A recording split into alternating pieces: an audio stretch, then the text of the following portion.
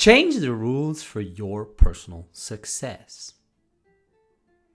With the passing of Bob Proctor, one of my personal mentors, I wanted to teach you something that comes directly from one of his favorite books, U Squared. I definitely advise you to buy this book because it's just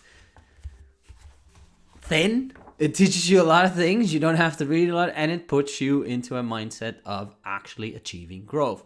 But one of the things that we have to look at once we look at ourselves and once we look at being personally effective, taking personal leadership of how we live, how we do, what we do in life, is setting the bar for what you call success. Because success is different for every individual, and success is different for every level or stage of your life you might be in. And that is just saying to yourself, like, hey, what do I consider success? And when do I set the bar for myself to say, hey, when am I successful?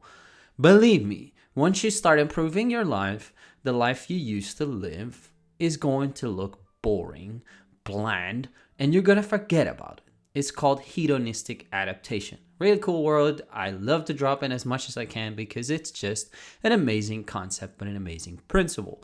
Let's say if you look back 5 years in your life, what you were doing at that point in your life or what you were having at that point in your life might be completely different than where you are right now, but you now be bitching and moaning about whatever is going on in your life.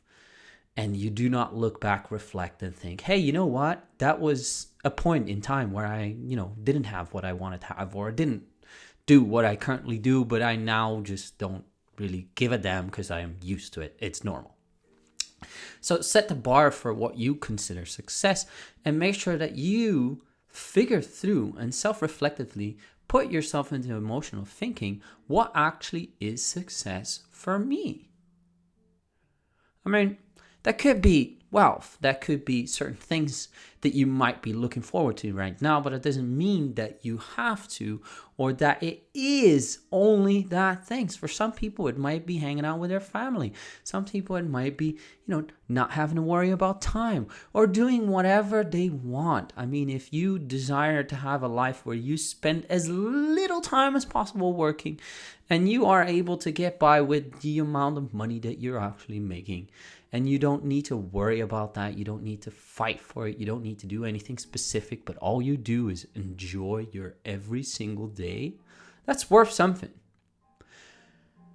And that is for yourself a lesson that you can look into, that you can note around, or that you can journal around for you to look at, like, what does success mean to me?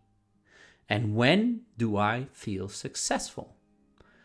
If I would advise you, write these down, set them up, pick it up, put them into your goal sheets, figure out what it actually is and how you actually want to go, and see yourself as a successful person so that once you reach that, you can celebrate it. And you can easily say, you know what? This is what I've done. This is where I came from.